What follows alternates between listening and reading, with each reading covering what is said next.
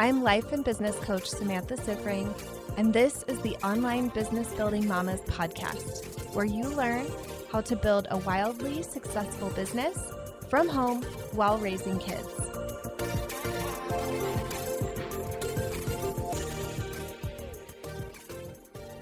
Welcome to another episode of the Badass Mother podcast. Today, I'm going to be talking to you about what I learned from 100,000 to 200,000. So this was inspired by a homework assignment that I did for my mastermind. She asked us to reflect on what has shifted and changed since we started the mastermind in August. And what's really fun is that just as the mastermind was starting, I was hitting 100,000 in my business over the course of 2019. And then what happened over the rest of 2019 is that I made another 100,000 in that last quarter of the year. So I'm going to be sharing some of my reflections. I wrote a monster post in the Facebook group of our mastermind, and it was so good. My coach is sharing it out to her podcast listeners. The people in my mastermind screenshotted it and have been looking it over and feeling really inspired. So I wanted to share it with my audience as well. So this is going to be a little bit of a different episode. I'm going to go through my monster list. I'm going to read each of the things that have shifted, changed, that I've learned. Some of them I'm going to explain a little bit more, and some just kind of speak for themselves. So I'm going through the list. There's going to be so many different things in this episode. You might want to listen to it a couple of different times, and it's probably one of those episodes you might want to take notes on as well. I know for me, episodes like this are the kinds of things that I love to come back to whenever I am not feeling great. I know with my coach in particular, she has one podcast episode that really speaks to me when I'm feeling low in my business, when I'm feeling discouraged, and I just turn it on and it helps me turn things around. So hopefully this one will have some of those kinds of things in it for all of you. All right, so let's get into this list. These are the things that shifted and changed in the third quarter of this year in my growth from a $100,000 business to a $200,000 business. First, and probably most important, is that I believe now that I create money with my thoughts, and I see how that happens. So that one might seem a little out there if you haven't been exposed to this idea before, but I believe, and I think most of us see how this happens, that we make money from the value that we provide. So we put value out and money comes back to us. As I got deeper into really studying how this worked, I learned that in my line of work, I create more value with the way that I think. So for a lot of us, we're kind of limited initially, at least, with like the value that we offer is the time that we offer. And if you want to scale bigger, if you want to scale your revenue and your income bigger, there comes a time where you don't have more hours to exchange for dollars. And so you need to start thinking outside the box about how to bring more value to make more money. This could probably be its own podcast episode, but something that I really learned and saw firsthand from 100 to 200,000 is how I increase the value that I put out there and how this comes directly from the time that I spend thinking, really thinking about value, how I can bring more value, that kind of thing. I also take my work seriously. So Coaching is my career, and I plan my time like it's my job. I get ready for work every day. I get to my desk early every day. I really take this seriously in a way that I didn't before. I'm the sole earner for our family now, which blows my mind. I would say probably about 6 or 7 months ago, I had a conversation with my coach about not living off of my business anymore and investing everything from my business back into the business. Several months after that, my business was making a lot more because of those investments, and my husband lost his job. And because of the investments that I made with time and money, I was able to allow him to stay home really for as long as he wants while I keep making more money in my business. I'm increasing my capacity to have. So, this is a concept from Brooke Castillo. She has a great episode on it. But essentially, it is when we've kind of gone past our comfort zone of how much money we can have or how much happiness we can have, that kind of thing, we tend to self-sabotage. So I really noticed this a lot in December 2019, last month. I made close to 50,000 and I noticed that my brain was really wanting to go on a shopping spree and spend all of this money. It was uncomfortable just having this money. So I've been really sitting in just allowing the money to kind of pile up and see it there and getting used to seeing larger and larger amounts in my bank account without having to spend it away. I'm aware of where my growth is and choosing my growth more often. So, this is when you notice an area where you have growth. If you've talked to me, then you've become aware. Even if it's been on a consult, I'm pretty good at sniffing out where your growth is and pointing it out to you. So, like I said, right now, capacity to have is something that I'm working on. That was an area that I noticed, ooh, this is a place where I need to grow. So, part of this is self-awareness, right? Seeing where your areas to grow are, and then not just being aware, but choosing that growth, running for that growth, helping yourself grow in that area as quickly as possible. Another thing, my thoughts about paying in full have shifted so much. So when I was making 100,000, none of my clients ever paid in full, ever. Now, almost all of my clients pay in full, 90% of my clients pay in full now, even though my rates are higher than they used to be when nobody ever paid in full. And what has really shifted here is me, my thoughts about paying in full. I now always pay in full for everything. I wish I could pay my electric bill in full for the year. If I could just pay everything once and be done, that would be amazing. And what I've really noticed is that when you pay in full, not only is it just not a hassle to have to keep thinking about it every single month, the energy that you bring is much more focused on making the full amount back as quickly as possible. So I've had a lot of clients pay in full and then make their money back in the first week, in the first month, super quickly, instead of just kind of mentally thinking about paying that monthly payment every month. And I used to explain that to people on consults. Now I don't. I don't even explain it to people on consults. I think it's just who I am on the consult is pay in full is what we do.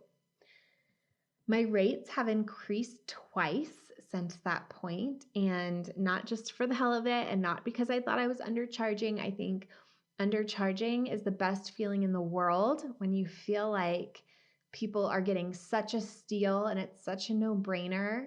I think it's so much easier to sell than if you're out of your comfort zone with where the prices are. So I really had to do a lot of work to increase my prices, and I did that because of demand. Let's see. I've learned how to have a full coaching calendar, 20 clients. I've learned how to start a wait list. There was a time where I was kind of afraid I was going to end up with like 25 clients because I was just going to keep saying yes to people, and I realized I cannot do that. So I started a wait list. I've learned how to sell a coaching package a month in advance and gotten full payment. That was super exciting. I used to think people will not pay for something they're not starting right this minute, even though I pay for my masterminds like 3 months in advance in full. In November of this year, paid $25,000 in full for a mastermind that's starting in February. So I was definitely practicing it as the client, and I had to warm up to being the coach that just is like, yep, that's how it works. I have become extremely direct as a coach. So fun. It's really, really fun to just be super unfiltered and direct and honest. My consult calls with potential clients have shifted so much. So I wrote here, there's nowhere I won't go, and I've said no to potential clients. So I feel really comfortable now, like completely unattached to the person being a yes or a no. And because of that, I really use the time to serve them and help them find the best decision for them. And sometimes I just know that it's a no, and I let them know that. And I help them find the resources that they need instead. I've also dealt with difficult clients this year and really learned how, when I felt like there was a client who I was labeling difficult, I did the work to see how I was the problem instead of them and fixed that instead of letting the client go or having a confrontation with them. That was really empowering. I've also let a client go with a refund. So it's gone both ways. I simplified my offer. I'm becoming an expert in my field. So I feel like I am really owning my place in this space of business coaches for moms with online businesses. I truly feel like I'm stepping into my identity as an expert. I feel like I have totally become a pro as a coach versus an amateur. If you think back a handful of episodes ago to talking about being a pro, I feel like there's been a major shift there in who I am as a coach and as a business person. I have learned to achieve the goals I set for myself on time or early. So in October, my coach set a goal for me to make $25,000 in cash from only new clients signed during that month over just a 30-day period. It was this challenge that she gave to us. I did it, and I did it a couple days early. In November, I wanted to hit 25,000 again. I hit 27. And in December, I set a goal for myself of 40,000, which felt insane when I set it. And I made 47,000 in December. So now I feel really solid that I know the work that I need to do to achieve the goals that I set for myself. And that feels really great going into this year. And it also feels really great that this is now something I teach my clients. And it's been so fun to set challenges for them and see what comes up for them and see them learn so much and see them hit those goals and really achieve things that they didn't think were possible for themselves 30 days before. My content has gotten really good and it converts really well. And most people are a yes before they get on the phone with me because I've really learned how to write great content. I always felt like I was a strong writer before, but I really focused over these past few months from 100,000 to 200,000 on talking to people who are a yes to me, really explaining their problem better than they could, and really making a strong and compelling offer and inspiring them to take action. That was something that took a lot of practice, a lot of work. I think I've shared before, I write 3 to 5 posts for my Facebook group every weekday, and that is a lot of time to practice my message and fail and all of those things. I'm taking time with my potential clients on consult calls to really get into their vision and to allow them to see why that makes a difference to them, see why their vision is important to them, really connect to it emotionally. That has made a huge difference in my consults and my conversion. I know exactly how I get my clients now, which is something that I work on with all of my clients. Once I really nailed that for myself, it's something that is a goal for me with every single one of my clients, whether we work together for 6 months or more. By the end of the first 6 months, I want them to really know how they get clients. I spend a lot of time thinking about my clients now, thinking about their results and thinking about how we can get them better results faster. That is really fun. That's a big shift. Before, I feel like I would worry about my clients and worry about them not hitting their goals or getting the results that they wanted fast enough. And it's such a tiny shift now that I'm thinking about it. Just how can we get it better and faster? My approach to starting a group program is totally different than before. So, before, whenever I would come up with ideas for my business, I would just slap something together. I would get excited, I would put it together, I would put it out into the world, I would barely promote it. No one would sign up, and I'd be sad. Or I would partner with another coach who was much more organized than me to actually do it the right way. But as I think about what I'm going to be offering in the future as far as group programs, I'm really being intentional and deliberate with it. I'm taking my time. I have developed a curriculum and some theories. I'm testing out my concepts with my one-on-one clients and making tweaks.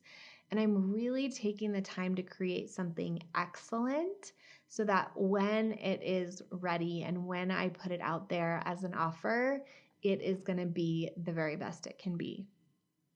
Another huge thing that I've learned that's so good is I fail without judgment or shame. I am really focused instead on getting my money's worth from every failure that I have. So there was a while in my business where every time I got a no on a consult, I would look at the amount of money I would have made if they said yes and just mentally think, I've just paid that amount of money for this lesson, so I better get my money's worth. My self-coaching is getting very strong. So when I notice, first, I feel like part of it is having self-awareness, right? Noticing my thoughts and really noticing when I'm going off the rails, or oftentimes when I'm just feeling terrible is when that happens.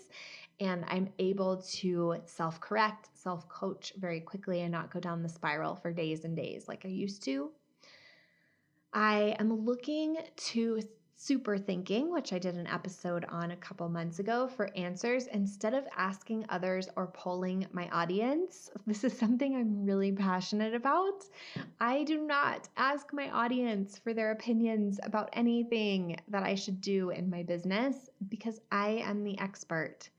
I am the one teaching them, so I don't ask them, what do you want? What do you need to learn? I ask myself what they need to hear, what they need to learn, and really turn to my thoughts for creating those answers.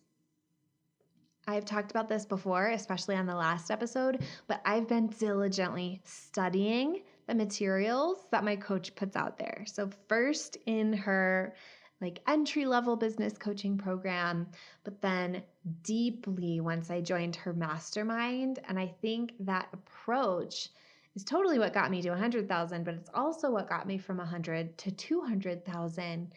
Reading through the notes often, reading our notes from our mastermind kickoff event almost every night for the first couple months. And now I go back at least once per week, often more than that. I listen to every single call at least once, and I really am focused on being a great student. I've gotten really good at using what is called the belief scale for building commitment and confidence with my goals and the things I try in my business. This is all about building new beliefs. So we have to believe in something before we can create it in our life or in our business.